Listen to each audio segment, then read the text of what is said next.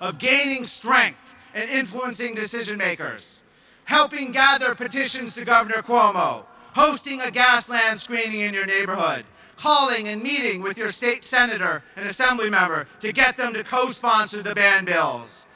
The work that's necessary to build the power we need to defeat the oil and gas industry and ban fracking in New York. But we're going to have fun while we're doing it too, right?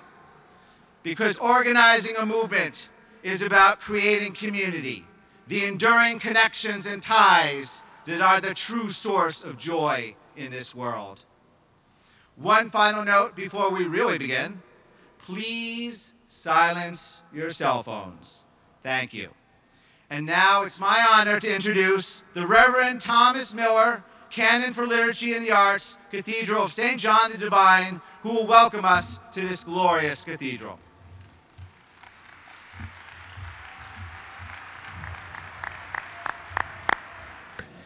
Welcome to all of you this afternoon. It is fantastic to see so many of you here.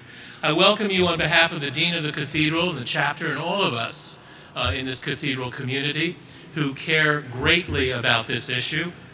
For 120 years, the cathedral has been here inviting people in to gatherings around the important issues of the day, and many of those issues which are ongoing and are still certainly not resolved after 120 years, from immigration to refugees, poverty, anti-war, civil rights, apartheid, gender and sexuality issues, and now the issue of the day at this critical point in our national history and the history of energy and how we're going to go forward. And it's so important to have your voice heard and to be heard in this great place. I'm so thrilled that there's so many of you here today. Welcome to the cathedral and enjoy this afternoon and be energized for the work that's ahead. Thank you. Thank you. Our next speaker is one of our top allies in Albany. We need more like him. Senator Toni Abela, sponsor of Senate Bill 4220A, legislation to ban fracking in New York. I have to tell you that this is really inspirational to see so many people here today on this issue. You know, when we started the Industrial Revolution in this country, people didn't know the effects it would have on the environment. But I thought we learned from that experience, because we poisoned the ground, we poisoned the air, we poisoned the water. And it's taken decades and billions of dollars to improve our environment, not only here in New York State, but throughout the country. Well, apparently there are some people who haven't learned that lesson, because here we are on the verge of allowing the most dangerous environmental practice in New York State in 100 years. When people say, the proponents of hydrofracking, we want hydrofracking, what do we respond back? No fracking way. I want to hear that from you. Fracking way. You can be louder. This is our opportunity and our battle to say to the oil and natural gas companies, we're not going to allow you to destroy our water. We're not going to allow you to destroy our environment. And unfortunately, there are politicians in Albany who believe hydrofracking is the cure-all to the economy. Those same people, if you talk to them up in Albany, refuse to believe there's a problem with global warming. These people have a different sense of reality. We have to let them know we're not going to allow this in our state. You have to do that. The way we're going to win this battle is a real grassroots effort. Talking to my colleagues in Albany, whether they be the Republican state senators or some of the Democratic Assembly members in the Assembly, we can win if you get involved. Now, obviously, your presence here today is very important, but you have to leave here with a mission. to call every Republican state senator in Albany, because that's where the battle is really now. You have to leave here and call the governor's office, because that's where the battle is. The oil and natural gas companies have been donating huge amounts of money to state elected officials for the past 10 years. You have to show those politicians, I don't care how much money you got, I'm going to go and vote against any politician who approves or supports hydrofracking in this state. And let's not forget that the rumor is Governor Cuomo wants to run for president. Well, let's remind him that if he allows hydrofracking in this state, and that first accident that happens, and you all know it'll be quick and our water supply will be contaminated, that his chances of becoming president are done. That's a message he has to hear.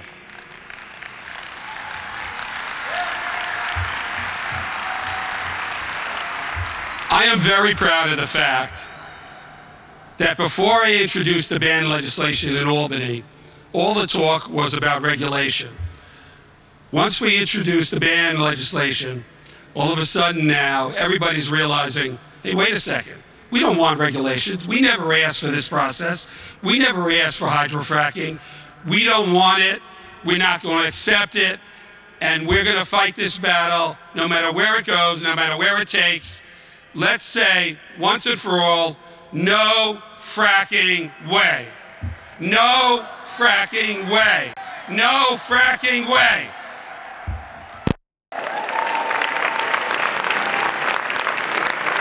Our next speaker is a veteran of this movement, someone we've looked to time and time again for leadership, and he's always delivered. If you've seen Gasland, you've seen him. Manhattan Borough President Scott Stringer.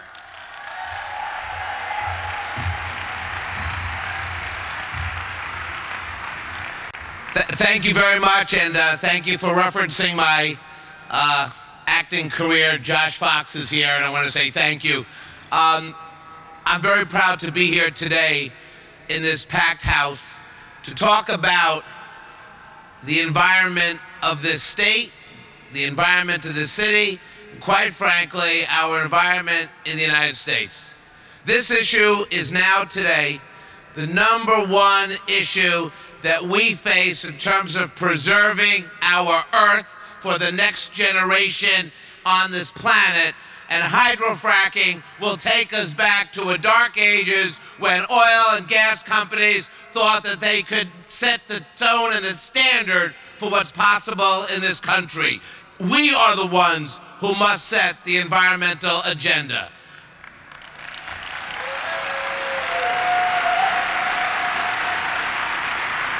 A couple of years ago, when this movement was just really getting started and we were starting to create some real hope and possibility, we decided in my office to take a look at what was happening around the country with all these so-called hydrofracking accidents.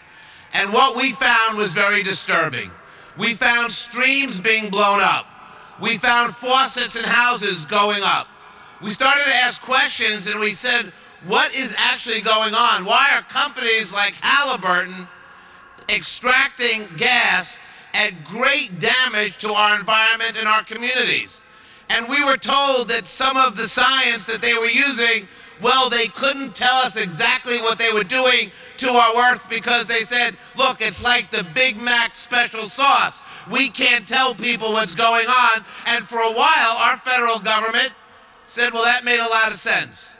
But it took activists and environmentalists from around the country to step up and say, we're not going to let them do this. We're not going to let them get away with this. We're going to work in state houses across the country. We're going to work around Washington, D.C. We're going to build an environmental movement the likes we've never seen. And today in New York State, this is where we draw the line in the sand. It is not safe to use hydrofracking. It is not right to use hydrofracking. We should not give away our Earth to people who are just speculators and are playing the market with our lives. This is our movement today.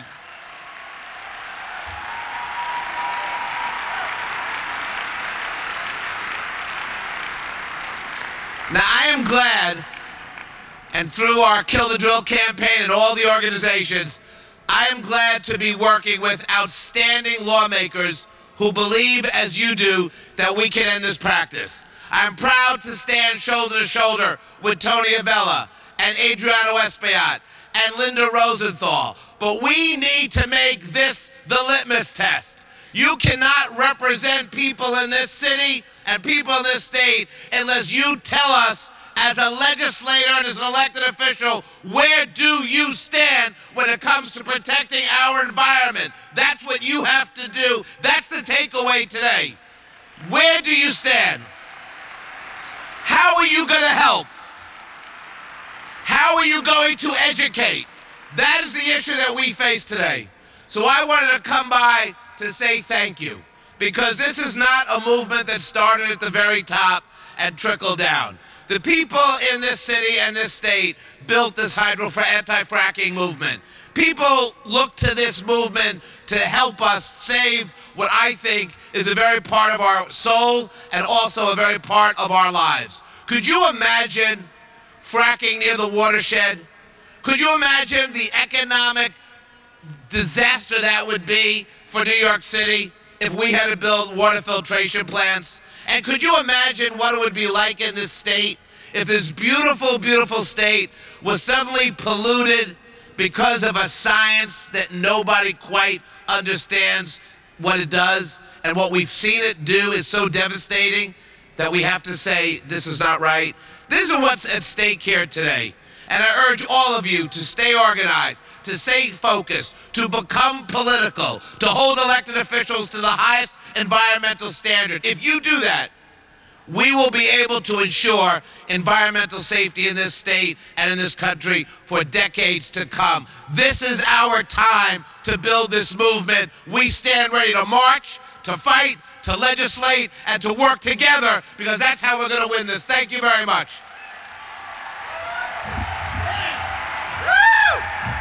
Yes! It's now my pleasure to introduce one of our top allies in the Assembly. Linda Rosenthal is a co-sponsor of Assembly Bill 7218A, legislation to ban fracking in New York. But more than that, she's a leader, willing to speak up and speak out against the danger of fracking. We need to recruit many more like her. Assemblywoman Linda Rosenthal. Thank you so much for that wonderful welcome, and thank you for all of your tremendous work on this important issue. I'm Assemblymember Linda Rosenthal. I represent the Upper West Side and parts of Clinton in the New York State Assembly. In a few days, it'll be 6 years. And I am so happy that I am there at a moment in time when it is necessary to galvanize all of the progressive, fair-minded people in this state to come together to ban fracking. At an anti-fracking rally in Albany a couple of weeks ago, I compared the activists working against fracking to an earthquake, much like the ones that are being caused around the country because of fracking. And I feel the same here. I feel the same energy and the same determination to ban fracking in New York State. All of you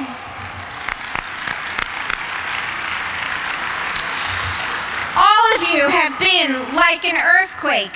Together, you submitted more than 70,000 comments to the DEC on the draft supplemental generic environmental impact statement.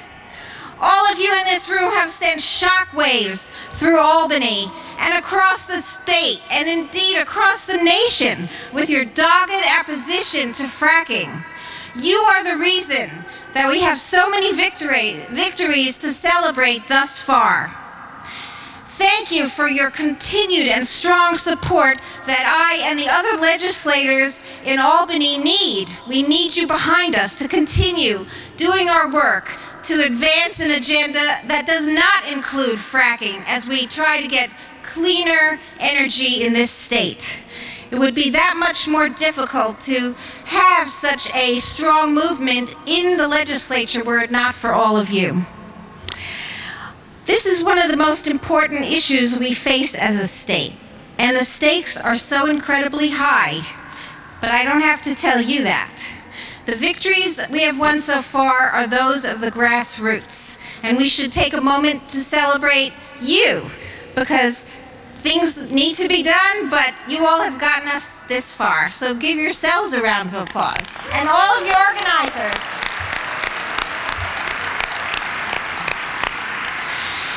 Now, one of the victories we've had thus far is that the proposed executive budget does not include any funding for fracking. Yeah. Because who needs staff if there's nothing to regulate or watch, right? It's also a victory just a couple of days ago that the court in Cortland ruled that local governments could use zoning law to ban fracking in their backyards.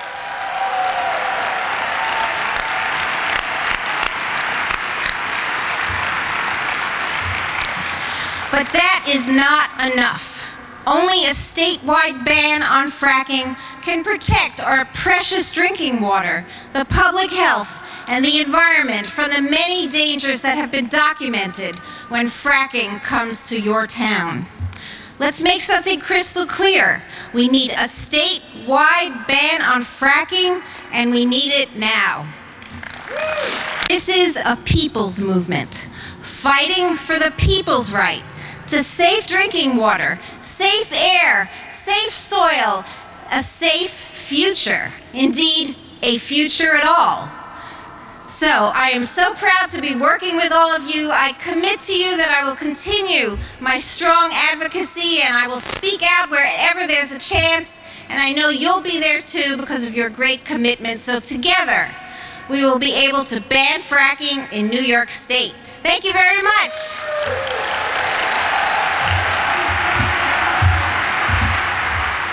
I'm happy to join the chair of the Environmental Committee where I sit on, the ranker member, hopefully the future chair, Toni Abela. I think it's terrific that our courts are pushing back.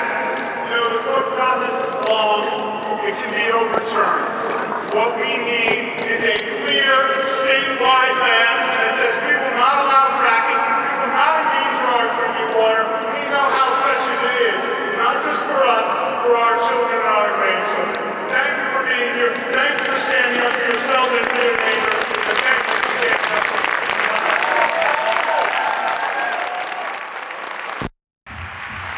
Thank you, Assemblyman Kanter. Now, before we introduce the next speaker, one thing I want to note is that this past Tuesday evening, Food and Water Watch co-sponsored a very successful screening of Gasland with Assemblyman Kanter. That's the kind of leadership we need from all our legislators. We need to be calling our legislators and asking them not just to see Gasland, but to host their own screenings in their own districts, in their own communities, right?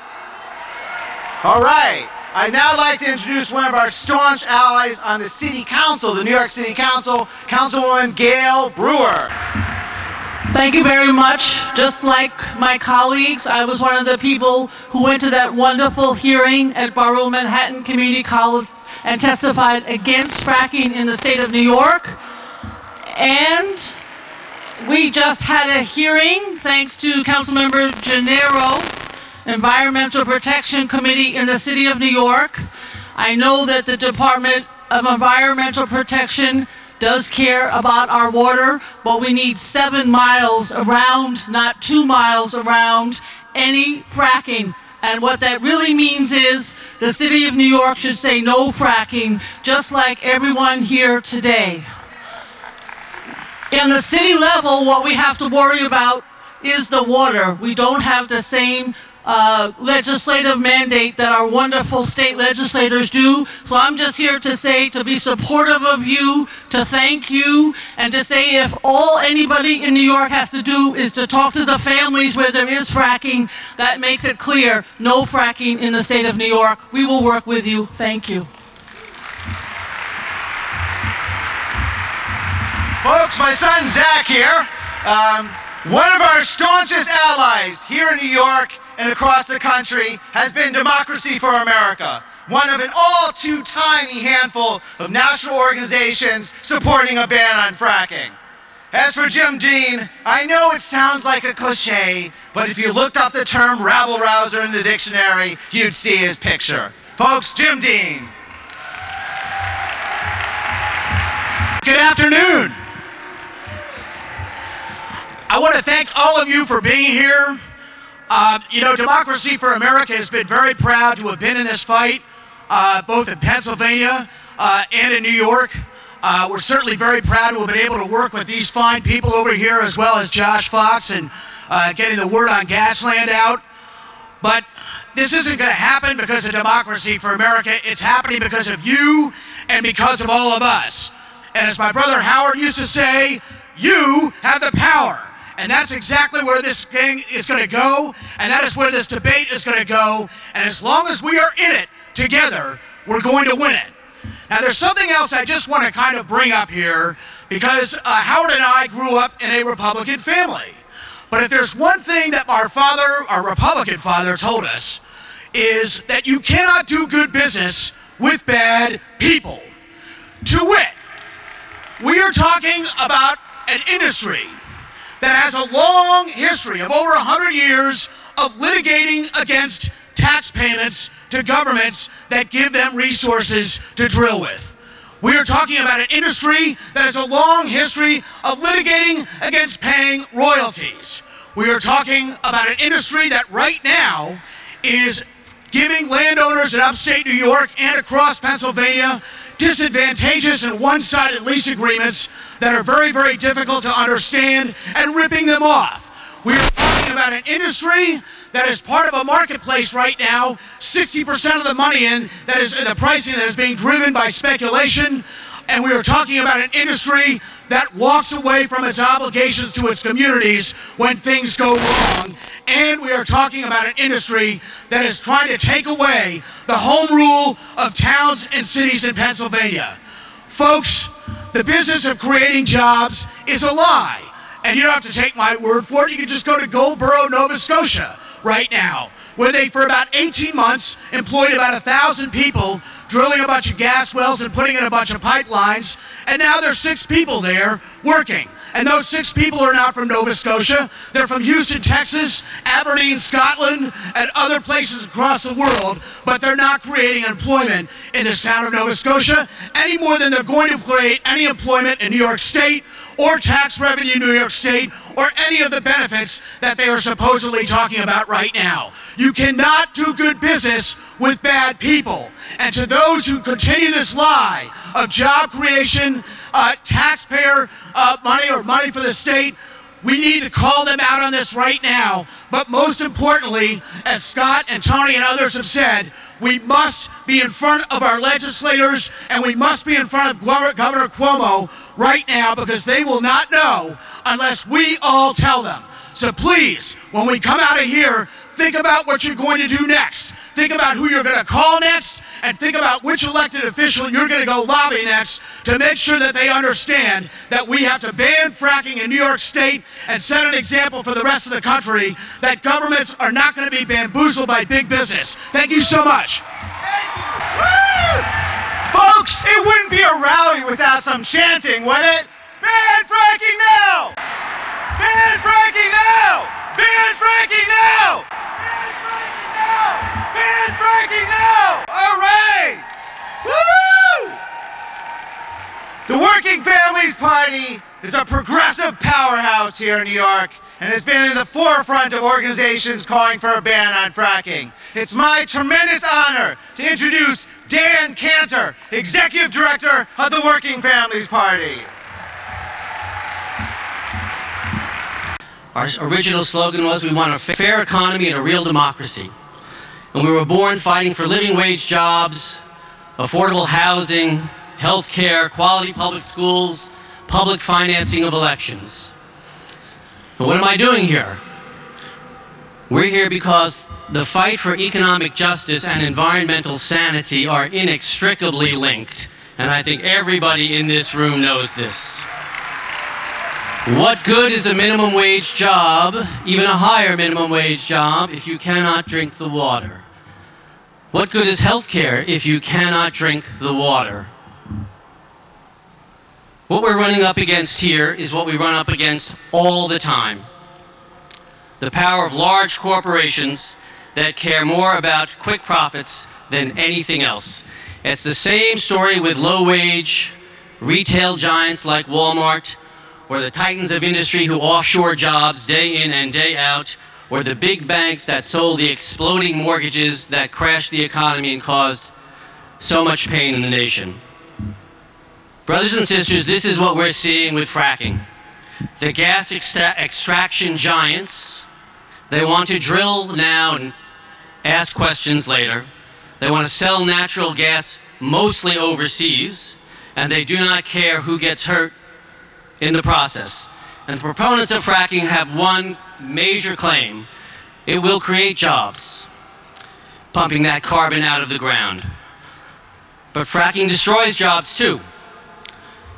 New York is a beautiful state. We should even maybe say divine, given where we are. And much of upstate New York is dependent on tourism and agriculture. What will happen when the Finger Lakes is destroyed, the region, and the groundwater is toxic? The jobs last a very short time. The chemicals last forever. For our part,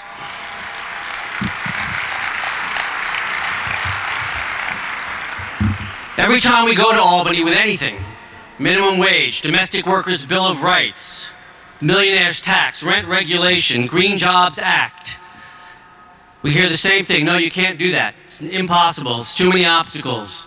The legislature won't listen. The governor's unconcerned. But in fact, we find a way. And we find a way the way that organizers, activists have always found, which is to make a plan and then to execute the plan. And that is what we at Working Families are so excited about. There is so much energy across the state.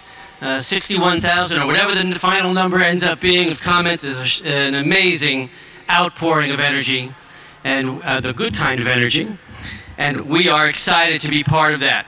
There's an old saying that if you're in a hole, the first thing you do is stop digging. We need to ban fracking, turn our attention to creating an economy and an energy world, renewable energy world, that will be good for everybody. On behalf of Working Families, I'm really grateful to be here. Thank you very much.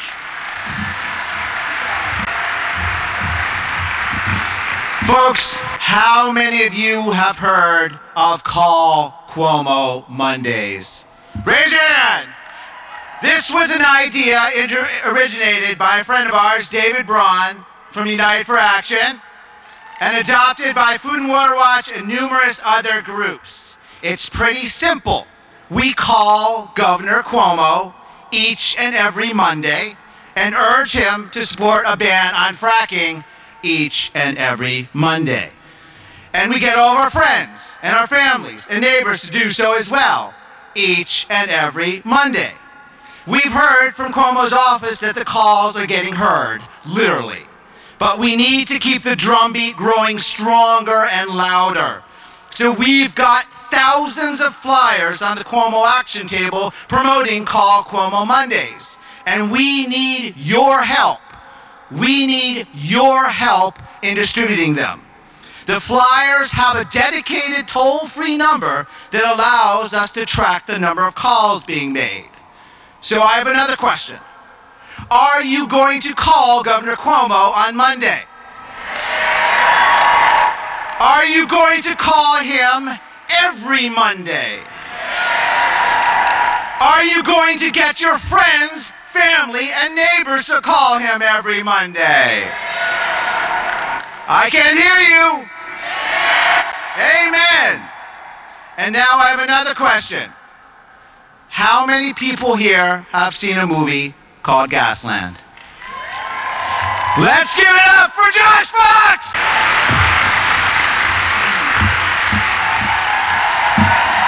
Good afternoon.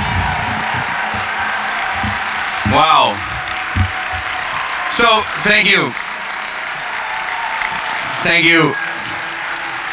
You know, a lot of times, like, come place to speak, and someone comes running up to me with a piece of paper in their hand. They go, "Oh, Josh, will you please talk about this?"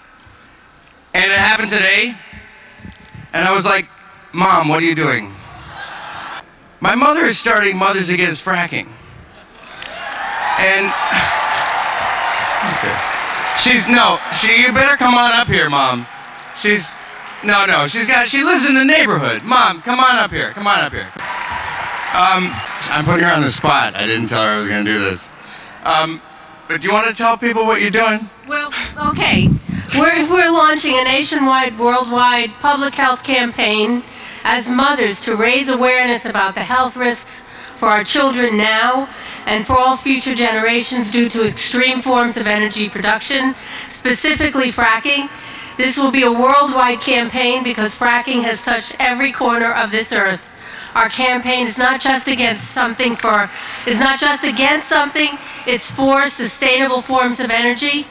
We hope to invite Michelle Obama to join this campaign.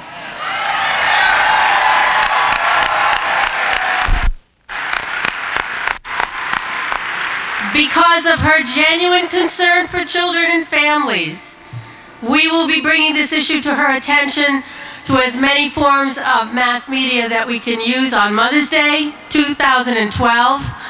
Look for our website and our Facebook page. It's called Mothers for Sustainable Energy, Mothers for Sane Energy, and Mothers Against Fracking. And we hope that she is very aware of this on Mother's Day.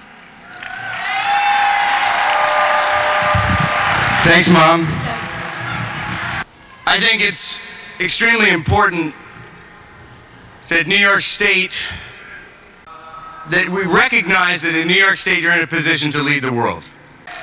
Like New York State has done in so many other ways and so many other times. But I do think it's extremely important to recognize what a ban on fracking actually is. At a moment when we have the State Department starting the Global Shale Gas Initiative, a government-to-government collaboration exploring shale gas in 30 countries around the world. I've been all around the world. I've been to Africa, I've been to South America, I've been to Asia, I've been to Europe.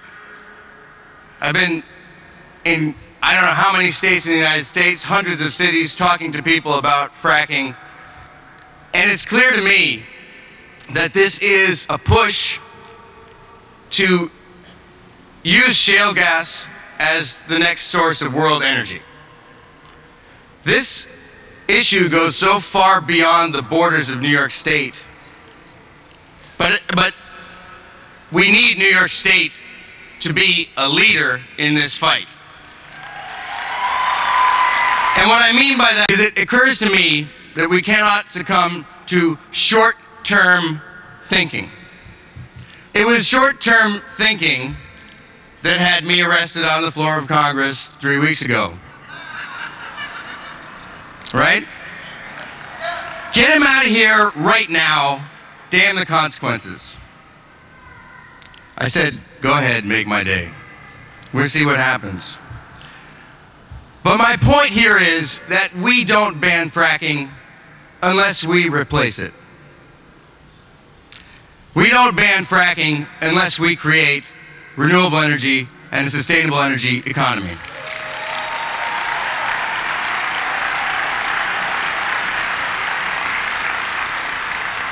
These people are extremely persistent.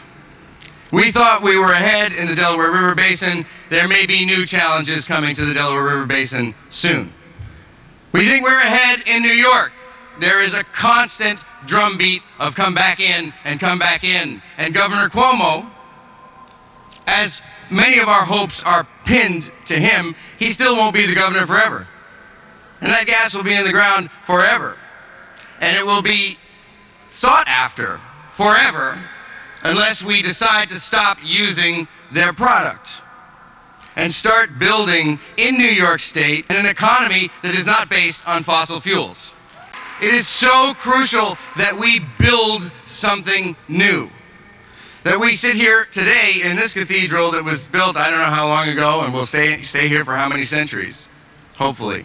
and say this is a commitment that goes far beyond this next election cycle. This is a commitment that goes far beyond this next legislative cycle, and says we have to stop using fossil fuels. We have to as a state. And what that means is when you go back to your buildings, to your co-op boards, or to your representatives, you say, we don't want natural gas burners, we want renewable energy in our buildings.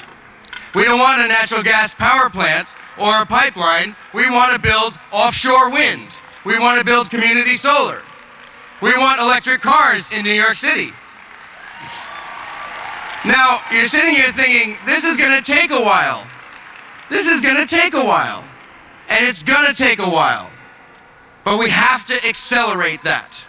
Because the truth is, when Bill McKibben comes out here and talks to you either today or in the future, he'll tell you that burning all the global shale gas, even without all these issues of water contamination, without all these issues of leakage, without all these issues of the fundamental overthrow of our democratic process because of this gas drilling campaign, if we just burned all this shale gas and everybody loved it and it worked perfectly, we would be at 650 parts per million of CO2 in the atmosphere and raise the temperature of the Earth by 7 degrees.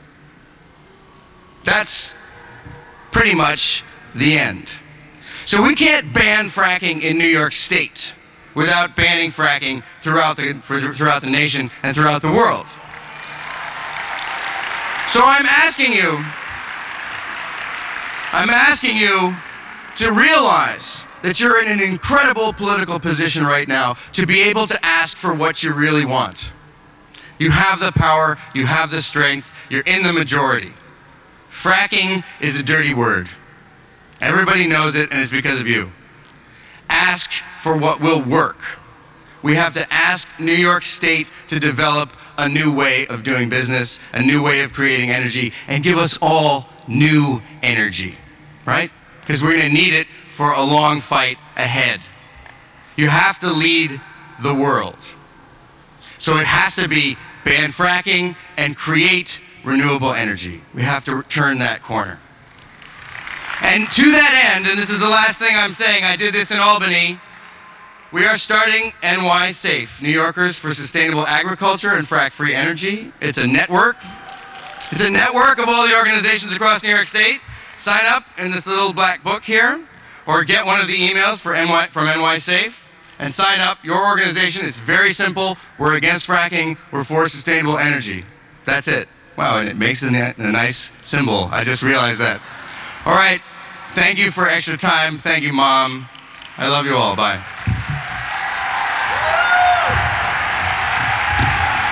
Folks, Josh Fox, come on, let's give it up. Woo! Woo! It's now my pleasure to introduce another staunch ally in the fight against fracking, Adrienne Esposito, Executive Director of Citizens Campaign for the Environment. There is one thing that we have to give to Governor Cuomo, and that is, as candidate Cuomo, he promised to bring New Yorkers together. He delivered on that promise. Not quite sure this is exactly what he had in mind, but together we are. And actually, today, it's actually pretty appropriate that we're having this rally at St. John the Divine, because this battle is akin to the David and Goliath battle. Guess which one we are? But in that battle, you kind of knew who Goliath was. He was this big, ugly, barbaric guy. He probably smelled. In our battle, corporations come disguised. They're not here to pillage the land, take our resources, and steal our money. No, no, no. You got it all wrong. They're here to help. They're here to help bring our economy back. They're here for jobs, for clean natural gas, jumpstart the economy, and just to sprinkle about $1.34 million into legislative coffers for the state of New York. They're helping. But we are not fooled. Not even for an instant. We know who Goliath is. And we may not have their money, we may not have their influence, and we may not have their perceived power, but we are going to win, just like David did. Why are we going to win? I'm glad you asked. We're going to win because we know something they don't, and we have something they don't. We're going to win because we know that the value of New York doesn't lie 2 miles down in the earth. The value and the worth of New York lies in the hearts and souls of its citizenry, and that's you. You're here today not because you're going to get a big fat bonus check if we win. God knows that's not going to happen. You're here today not because you're going to walk around the halls of Albany and beat your chest as the victor when we win. You're here today because you care. You're here today because you love New York. You're here today because you want what's right and needed for our families. You're here today because you have a vision and a hope for New York in the future that can be even better than it is today. You're here today because you care, and we get it. And I think that is the most powerful force on earth. That's why we're going to win. I want to thank you. You need to be thanked. This is a very important part. Someone once said the most powerful tool in democracy is our voice, is our words. And they were right. And all of you have decided to become engaged and use your voice and your pen and your heart, which are the 3 things that can change and will change the outcome of this campaign and decide the future of this state. You deserve so much credit for being involved, being engaged, and caring. And you need to keep doing it, because the truth is, if you weren't on the front lines, if we weren't together, collaboratively and collectively engaged in this battle, there would be fracking wells already in New York. We are making a difference. We are starting to turn the Queen Mary. We are going to win it. Together, we're going to make a difference. And your voice matters. We all need, collectively, to give our Earth a voice. And that's what you are doing. Thank you. Keep doing it. Stay strong. We're going to win. Thank you. She got that right. We are going to win. We are going to win. It's now my tremendous pleasure to introduce a very special guest, the writer Terry Tempest Williams. Williams is an outspoken and eloquent advocate for justice, for democracy, and indeed for life. The author of numerous books, including Finding Beauty in a Broken World, she is also a columnist for the Progressive magazine. Ladies and gentlemen, Terry Tempest Williams.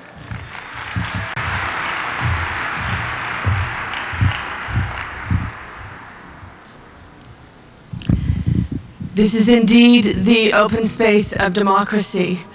And I have to tell you, it's very disorienting. I come from Wyoming. And if Wyoming were a nation, it would be the 4th largest energy producing nation in the world. Our refrain is frack yes. And I do not hear our legislators talking in the way you hear these brave men and women, and it moves me deeply. What I can tell you, the weather report from Wyoming is that probably there are nurses in Gillette, Wyoming, what we call Razor City, that in a local hearing said, we cannot keep enough chemotherapy in our county to surface all of the people who are sick with cancer. What I can tell you of a weather report from Pavilion, Wyoming, when Scott Stringer says, can you imagine what it would be like if you could not drink your water?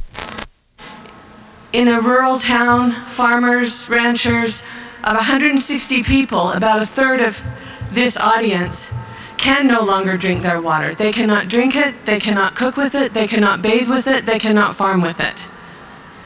In August of 2010, the EPA said, done. And now, in sort of a sick twist of colonialism, in Canada, the very oil and gas company that does the fracking on 250 wells brings them their water every Monday morning. This is the first time that fracking for natural gas has been linked to groundwater pollution with sodium, benzene, and methane gas in our water systems. In 2010, the Wyoming State Oil and Gas Conservation Commission unanimously approved new rules of disclosure to companies that have to give public disclosure to the chemical recipes that they are using. So even in Wyoming, where frack yes is the refrain, we are coming to our senses. But we need your leadership, and I am going back to my own home state of Utah and Wyoming, galvanized. There is an art to activism, and it's a beautiful thing that we can gather here in the Cathedral of St. John the Divine. And I honor Lisa Schubert and Frederica Foster, who have shown us what that looks like. Because this is not just a political issue, it's a spiritual issue. And I invite you to stand among the Council of Pronghorn before you leave. Stand in the center, stand outside, and stand next to the pronghorn that come from the state of Wyoming, who still embody this wild wisdom. And just in closing, Gregory Bateson tells us that the pathway of wrong thinking does not take into consideration relationships. Our communities are being infiltrated, contaminated, annihilated. These communities of both human and the wild. And when we hear one of our presidential candidates, Rick Santorum, say that the earth is not the objective, man is the objective, then I think we really have work to do to expose this thinking of conditioned mind and work toward thinking of a patterned mind. We need a qualitative shift of the imagination. And I would just like to close with this one paragraph. The eyes of the future are looking back at us, and they are praying for us to see beyond our own time. They are kneeling with hands clasped that we might act with restraint, that we might leave room for the life that is destined to come. To protect what is wild is to protect what is gentle. Wild mercy is in our hands.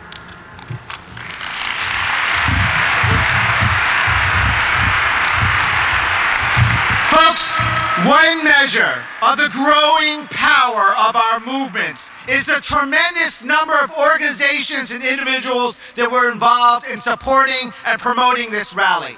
Please join me in recognizing all 42 of them as I read their names. Brick Forum, Broadway Democrats, Brooklyn Food Coalition, Catskill Citizens for Safe Energy, Catskill Mountain Keeper, Chefs for the Marsalis, Citizen Action of New York, Citizens Campaign for the Environment, Center for Health, Environment, and Justice, Community Democrats, Councilwoman Gail Brewer, Croton Watershed Clean Water Coalition, Democracy for America, Democracy for New York, Food and Water Watch, Food Sustainability Club at Brooklyn College, 4th Street Co-op, Frack Action, Grassroots Environmental Education, Green Party of New York, Infraction, Light Alliance Foundation, New York Interfaith Power and Light, New Yorkers for Clean Water, New York Residents Against Gas Drilling, NOFA New York, NY Contra El Gasoducto, New York City Friends of Clearwater, NYH2O, Occupy Wall Street Environmental Solidarity Working Group, Park Slope Food Co-op, Reach Out America, Sane Energy Project, Sierra Club Atlantic Chapter, Slow Food New York City, State Senator Adrienne Esposito, Sustainability Club at the Borough of Manhattan Community College, 350.org, Three Parks Independent Democrats, United for Action, Water Defense, and Working Families Party. Let's give it up for all these organizations. Woo! Fracking in New York would be devastating to the safety of our food and the sustainability of our large and growing agriculture sector. The chefs for the Marcellus have been amongst the most eloquent and powerful advocates for defending our food from fracking. Hillary Baum from Chefs for the Marcellus. I'm very honored to be in this incredibly renowned sanctuary with its very rich history of leadership on ecological issues. And I'm also extremely excited that we're all in the midst of the very powerful exhibit is here that I guess Terry referred to, and that is the value of water. And this is the perfect moment for our group to be here and to be deliberating over water. But in fact, my heart is very heavy, and when I was preparing for this event, I found myself in a very sorrowful place for the human and the corporate degradation of our environment. How can we face our children and our children's children and their children without fighting with everything that we have right now to stop the poisoning of our watersheds and our food sheds? After years of advocacy for sustainable food systems, I am here today as a founder of Chefs for the Marcellus, a campaign of chefs, restaurateurs, purveyors, and producers who have organized specifically to support and protect New York City's regional food system from fracking. We believe in a vibrant, expanding regional food and farm economy, and we will work for it, and we will fight for it. Fracking poses an unacceptable threat to New York's agricultural heartland, to our fruit, vegetable, grain, dairy, and livestock farmers, our vintners, our brewers, our artisan food producers, their families, and their communities. Healthy farms need abundant supplies of clean water, clean air, and clean soil, not fragmented by drilling pads, pipelines, and compressors. They need a critical mass of acreage and farming nearby and the infrastructure that will accompany it. And they need to be free of the stigma and the threatened boycotts that may be attributed to food sourced from areas where fracking may take place. Friend Ken Jaffe, who raises beef cattle in Delaware County, put it succinctly: the industrialization and pollution of rural upstate New York will kill the production of sustainable and organic food in this region. Fracking is a threat to the gains that have been made throughout the last 35 years in building rural and urban business and cultural relationships around food and farming, relationships that many of our urban and rural communities thrive on. Some say that agriculture in our region is dead, and New York farmers have no economic choice but to lease their land to the gas companies. It's true that the economics of the conventional corporate food system may have forced many farmers off the land, but a growing number of others have adapted to the demand for fresh local food, and they are making a living producing the food and beverages that millions of us want right now. That demand has skyrocketed in communities around the state, where close to 500 farmers markets and CSAs now offer New York products directly to their consumers of all incomes, many of whom use their SNAP and WIC and other benefits to bring farm-fresh whole foods to their families. Co-ops, specialty food stores, and supermarkets purchase millions of dollars worth of New York produce, meats, and dairy. And resorts, schools, restaurants, and bars boast of their local seasonal items and cherish relationships with their producers. We need them all to join our fight, and we're going to get them. New York agriculture is not dead, but fracking can drive a stake into its heart, destroy livelihoods, and permanently damage the landscape that we love, our physical and spiritual sustenance. Around the world, farmland faces a host of challenges. New York is no different. And right now, fracking is our greatest threat, but it's also our greatest opportunity. We can be a beacon of hope as the place where urban and rural communities have joined forces to ban fracking. Let New York be the state where the absence of fracking adds value to living and working here. Thank you, Hillary. Okay, I got another question. who's got a cell phone? If you have one, please take it out. Now, cell phones are on the cutting edge of digital activism, or so I've been told by my colleagues at Food and Water Watch who really know about this stuff. They are an extraordinarily useful tool, more so than laptops, websites, and email, for easily mobilizing lots of people to take urgent action. And urgent action is something we will need to do a lot more of in the months ahead. So I'm going to ask you to do something right now. If you've got a cell phone, take your cell phone out and text FRACK, that's F-R-A-C-K, to the number 69866. I'll repeat it. That's FRACK, F-R-A-C-K, to the number 69866. This will sign you up to receive very occasional text message alerts from Food and Water Watch. Last year, through our text messaging program, we were able to generate nearly 20,000 phone calls. On our next call-in day, we want to use this tool to call Cuomo, but we need to build our list of supporters like you who help us mobilize to win the fight against fracking. So one more time, folks, that's FRACK. Please text F-R-A-C-K to 69866. Again, that's F-R-A-C-K to number 69866. All right, it's now my pleasure to introduce my good friend, David Braun, Executive Director of United for Action.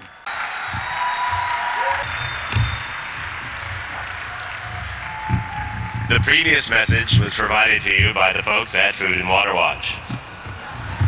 So you guys are rock. Food and Water Watch rocks. Look what they've done here today. They put something together that's very extraordinary. I've got some friends that I wanted to come up. Hey guys, come on up, come on, bring that up too. Anybody else, if you want to bring, that thing's absolutely amazing. If you want to come up here with that. And we got a group of kids here. So really what this is a reflection of you, okay? First, for those of you that are atheists or agnostic, bear with me, but God bless you guys. We've got a fight on our hands here, and it is one of a spiritual nature, and this is one that we're going to win. If this society, this human race, this beautiful experiment is going to survive, it is our intention, our every intention, to make sure that it does. Me and these amazing people that I'm standing here with today, and these amazing people that are before me. Now, I want to just take a quick moment and get everybody up on your feet. Can you guys stand up for me, please? Do you guys feel the power that's in this room?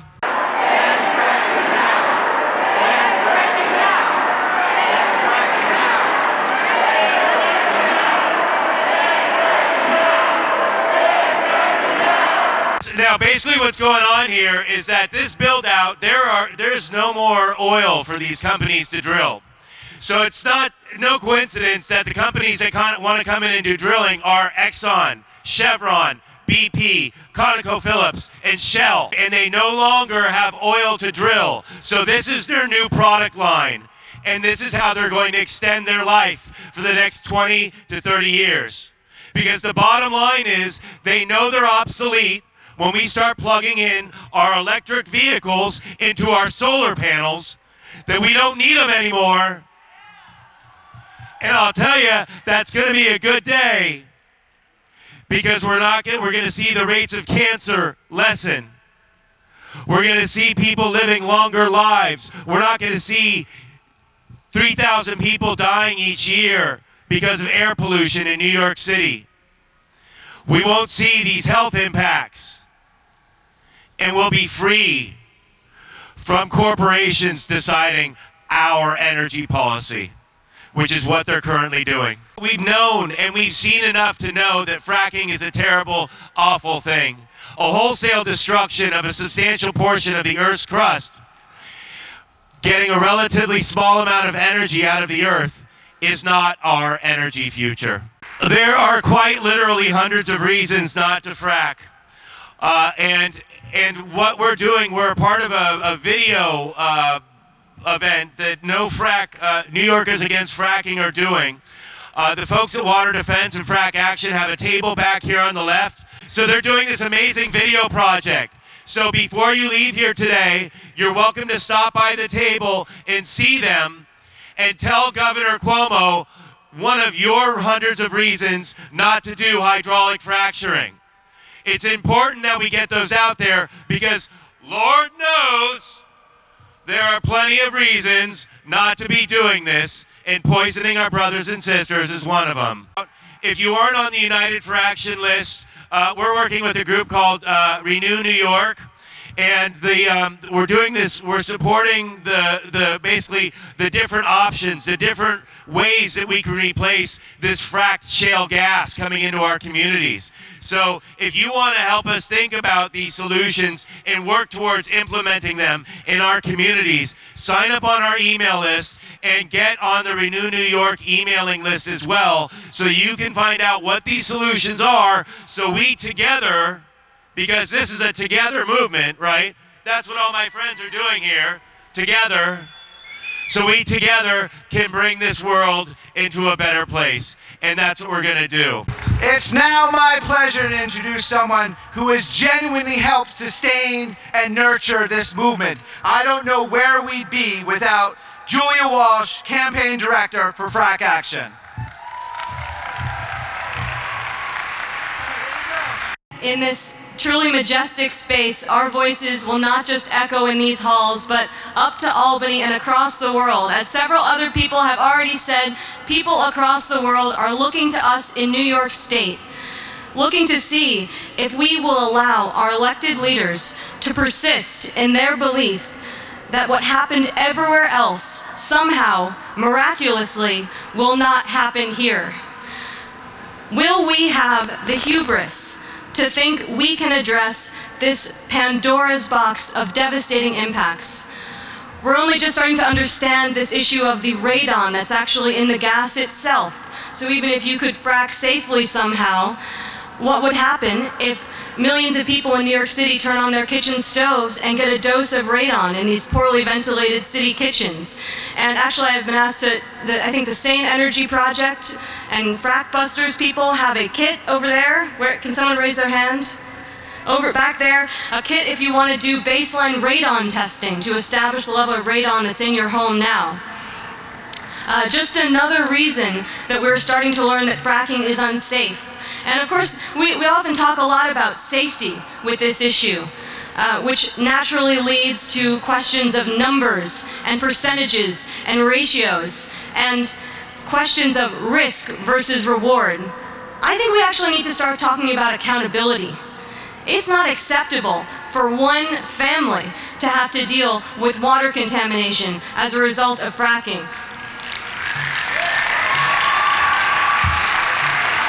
And if this industry is so safe, why won't it clean up its messes?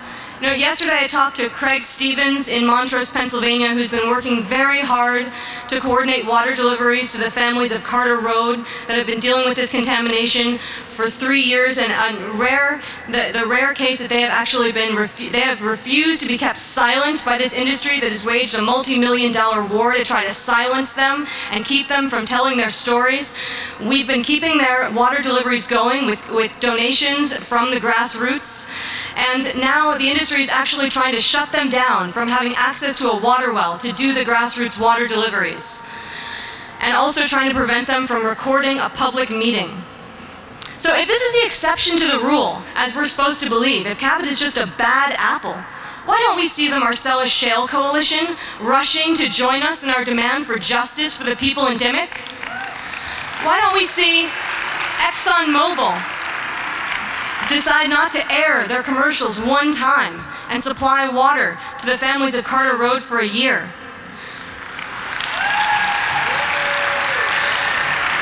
We know the truth. This industry could not operate profitably if they fairly compensated the victims, as if you could ever even make up for that kind of devastation. We know this industry cannot operate without breaking the law, without waging a war on science and the truth, and silencing the people whose lives they destroy. Not one family should have to go through what the families of Carter Road have gone through. And we will not let one family in New York have to go through that. And we will also not be silent when President Obama joins T. Boone Pickens in selling us the tall tale that natural gas is a clean, green miracle fuel. As Bill McKibben just said, natural gas is only a bridge to an inhospitable, uninhabitable planet. And I think it's worth mentioning that it would cost us $700 billion to make that so-called easy transition to natural gas. What can we do with that money for renewables? We know that it's high time to demand what's necessary, that we invest our money as taxpayers and as consumers to create a truly renewable, sustainable economy. And we know that the energy solutions are here now. We could get to 100% renewable energy by 2030 if we only had the political will.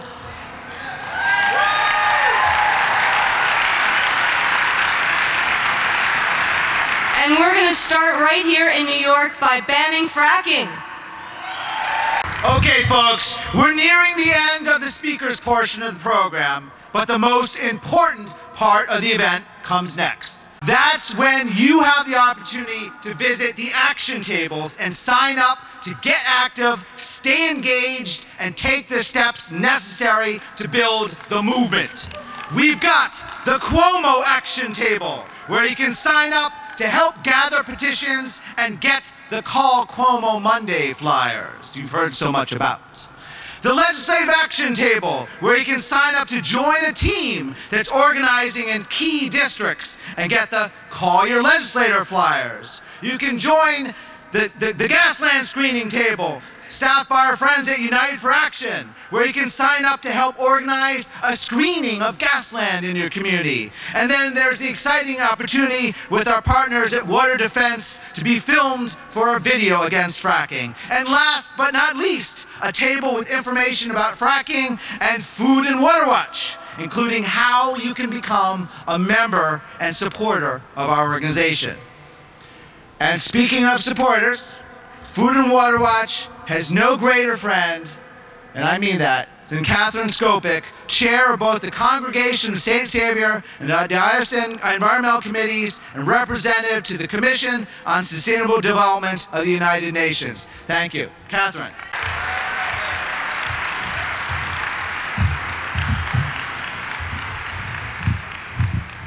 Water is life. Unpolluted agricultural land is life. Clean air is life. These three are threatened with permanent destruction by fracking. And we don't need the shale gas. Efficiency and renewables could solve the problem. It has been estimated up to 90 to 95% by 2030 if all sectors got behind this effort. We're here in this magnificent cathedral, home for people of all religions or none. I stand before you as mother, citizen, and Christian with moral responsibility to care for God's creation. For people of all religions or none, water is life. And as I look out into the audience and see your wonderful faces, I see you.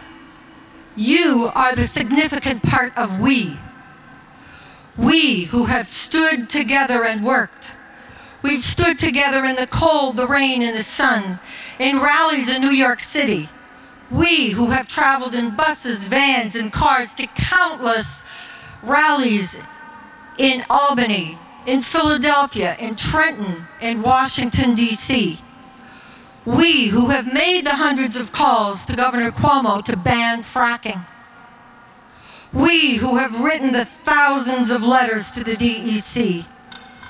We who have formed one of the newest groups, Renew New York, who worked to plan educational panels on renewable energy. We had one on solar, we had another on wind and water turbines, and we have one in March 22nd coming up on boiler conversions. We who have given our testimony at hearings, pouring out our hearts, our minds, and our souls to save life, to save our people's health, to save our water, land, and air. We who have twice seen the DRBC postpone their vote, and we applaud State Supreme Court Justice Philip Rumsey for upholding Dryden's zoning laws.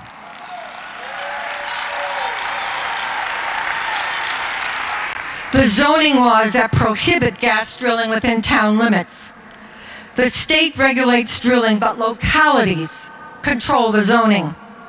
And while there are state laws that can override zoning, these concerning, they are not included, the zoning laws that include mining and drilling are not among them. Rumsey also upheld the power of local authorities to make decisions about their local roads. So this also further protects people from fracking. So we applaud State Supreme Court Justice Philip Rumsey.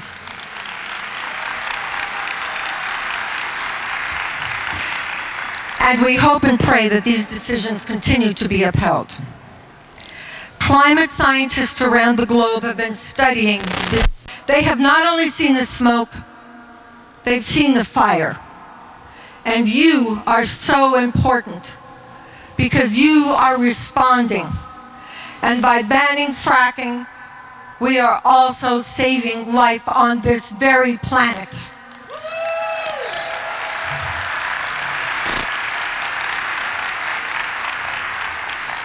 The struggle is not over, so we will continue to stand together in the cold, the rain, and the sun, again and again, until we ban fracking.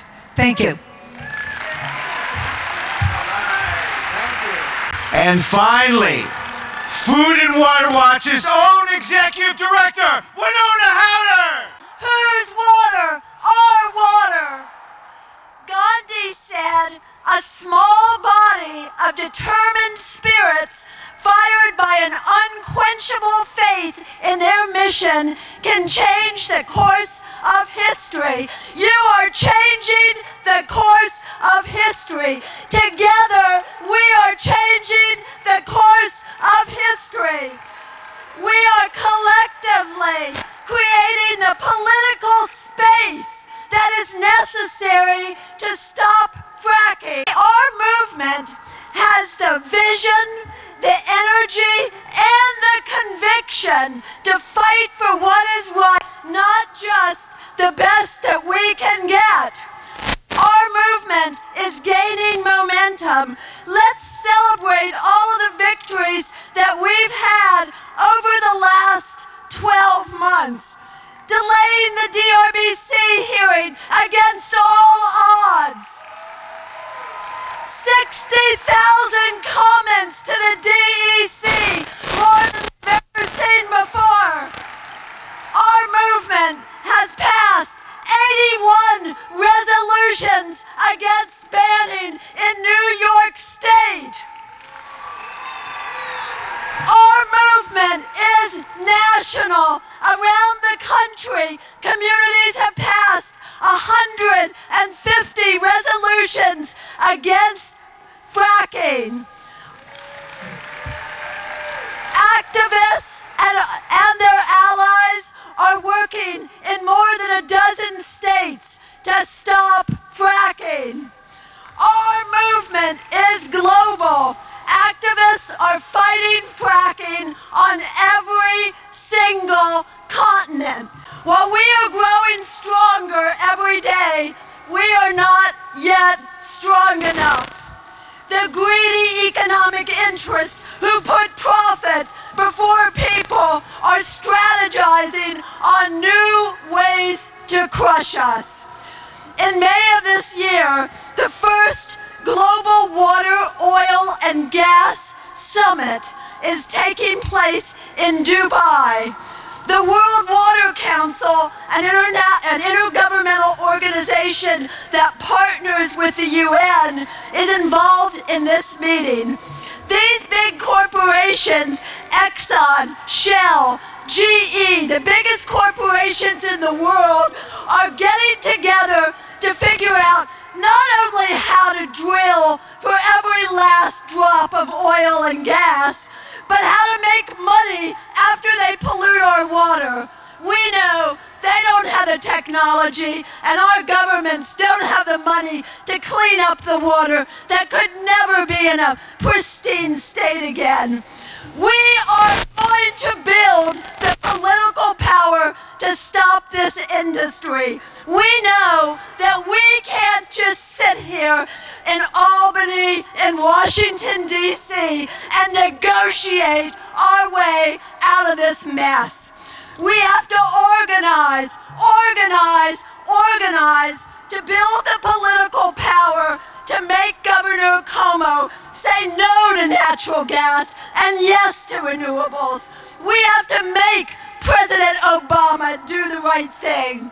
There are no shortcuts to justice. We have to have a wide, broad, grassroots movement. We must empower large numbers of people to fight for democracy, to fight to save New York's water, to stop this industry, to save our planet. We have to ban fracking in New York State.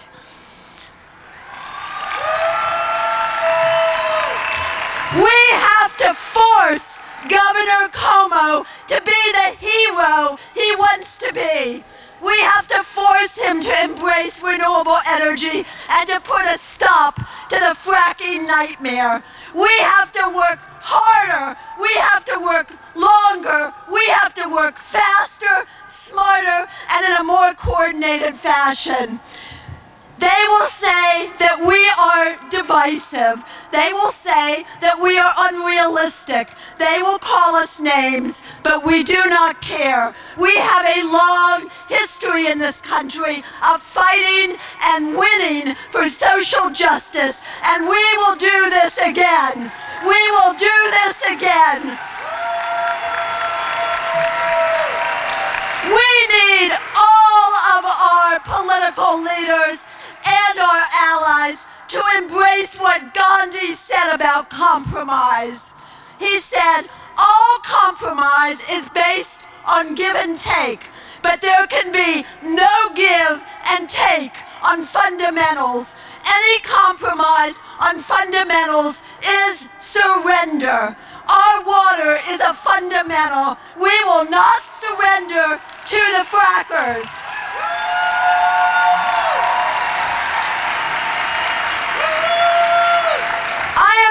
Asking all of you, everyone, to commit yourselves to this battle. Would everybody who is willing to fight, to commit, to do everything that you can in the next year, stand? Please stand and say that you will commit to stopping fracking.